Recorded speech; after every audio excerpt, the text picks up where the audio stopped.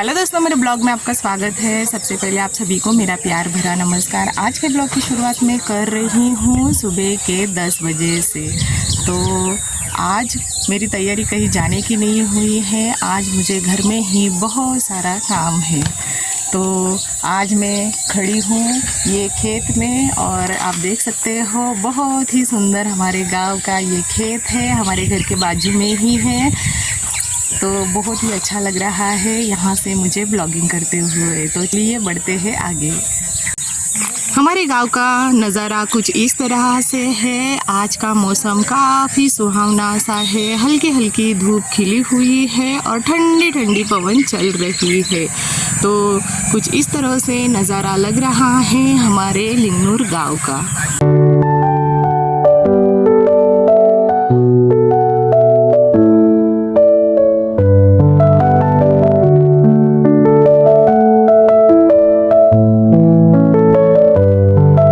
तो यहाँ पर ये टेम्पो में हमने जो मंगवाया था मंडप वो आ गया है। इसमें मंडप का सामान है और ये टेम्पो भरा हुआ है मंडप के सामान से। तो जो मंडप वाले भैया थे उनके लिए मैं यहाँ पे चाय बना रही हूँ।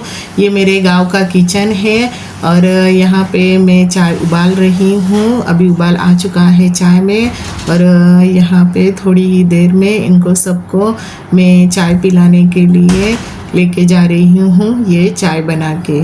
तो चाय हमारी रेडी हो चुकी है। इसी के साथ साथ मेरे हस्बैंड जी और मेरे देवर जी है और ये चाचा ससुर के बेटे हैं। ये हमारे यात्रा है महालक्ष्मी की, उसके लिए ये हमारे घर को लाइट से सजा रहे हैं और बहुत ही सुंदर इन्होंने यहाँ पर लाइटिंग लगाई है और कलर वगैरह भी घर का हो चुका है। इसकी वजह से बहुत ही सुंदर हमारे गांव का घर लग रहा है। और दरवाजे पे आप देख सकते हो बहुत ही सुंदर रंगोली बनाई है।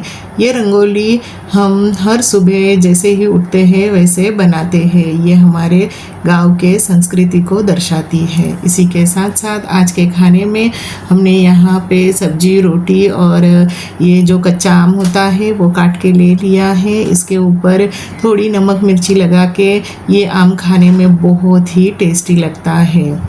अभी बज चुके हैं दोपहर के 1 और हमारा यहाँ पे लंच करके कंप्लीट हो गया है। और ये है मेरे चाचा ससुर और ये मेरे पापा से कुछ कम नहीं है। मैं जब भी मेरे ससुराल में आती हूँ, गांव में आती हूँ, तो इनकी मुझे बहुत सारी हेल्प मिलती है। तो धन्यवाद इनको भी मैं करती हूँ तहे दिल से।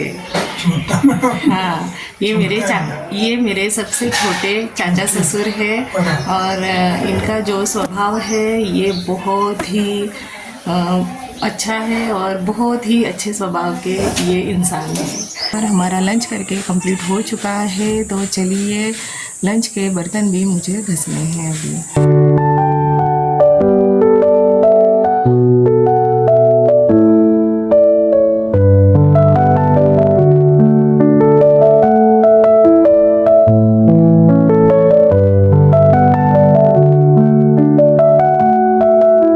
बज चुके हैं शाम के 5:30 और हस्बैंड जी जो मंडप हमने बनाया था उसमें काम कर रहे हैं। जो ज़मीन थी वो प्लेन कर रहे हैं, तो उनके लिए मैंने बनाई है चाय। तो चलिए उनको देते हैं अभी ये चाय।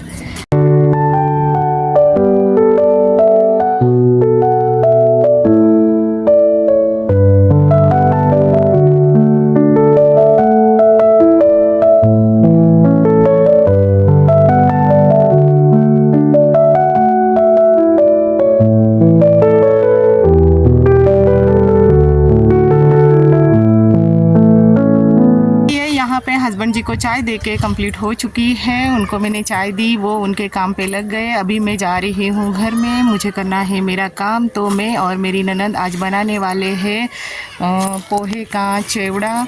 आ गई हूँ खेत से घर में और कल हमने मार्केट से जो पोहा ख़रीदा था उसका आज मैं चिवड़ा बनाने वाली हूँ। तो चलिए मैं और मेरी ननद जो है वो आज बनाने वाले हैं पोहे का चिवड़ा। तो चलिए किस तरह से हम दोनों मिलके पोहे का चिवड़ा बनाते हैं आपको दिखाते हैं।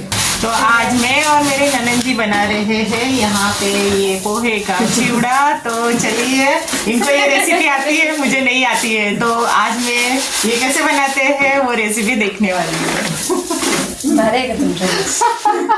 चिवड़े के लिए मुझे लगने वाला है कड़ी पत्ता, और जो कड़ी पत्ता है वो हमारे किचन गार्डन में है, वहाँ से मैं अभी कड़ी पत्ता के जो पत्ते होते हैं वो तोड़ के लाती हूँ।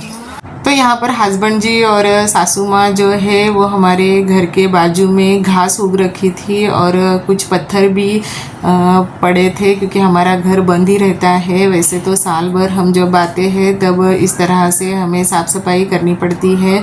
तो सासू माँ और हस्बैंड जी यहाँ पे फावड़े से साफ़ सफाई कर रहे हैं, और जो घास है वो घास भी निकाल रहे हैं। तो अभी मैं आ गई हूँ हमारे किचन गार्डन में। तो हमारे आंगन में इस तरह का ये कड़ी पत्ते का पेड़ है, उसमें से मैंने बहुत सारा ये कड़ी पत्ता तोड़ के ले लिया है। तो हस्बैंड जी और सासू माँ का काम कंप्लीट नहीं हुआ है, और ये अभी भी काम कर रहे हैं यहाँ पे हमारे घर के बाजू में। तो चलिए इनको इनका काम करने दो, और मैं जा रही हूँ अभी पोहे का चिवड़ा बनाने के लिए। तो यहाँ पर इतना बड़ा तगारा भर के मैंने और ननद जी ने ये पोहे का चिवड़ा बना दिया है, और कई जगह पे इसे नमकीन भी कहा जाता है। तो इस तरह से हमारा पोहे का चिवड़ा तैयार हो चुका है। तो पोहे का चिवड़ा हमने किस तरह से बनाया है उसकी रेसिपी मैं अगले ब्लॉग में ज़रूर डालने वाली हूँ, तो आप वो ब्लॉग ज़रूर देखना। तो मेरा चिवड़ा बना के यहाँ पे कंप्लीट हो चुका है। फिर से मैं आ गई खेत में, और हस्बैंड जी यहाँ पे मंडप का काम कर रहे हैं। तो चलिए देखते हैं हमारा मंडप कहाँ तक पूरा हुआ है। तो हस्बैंड जी आगे चल के मुझे दिखा रहे हैं कि किस तरह से हमने यहाँ पे मंडप बनाया है, और जो पर्दे लगाए हुए थे तो इन्होंने फिर से वो पर्दे निकाल दिए, क्योंकि पता नहीं उनको हस्बैंड जी को वो पर्दे पसंद नहीं आए, और दूसरे पर्दे यहाँ पे ये भैया लगा रहे हैं।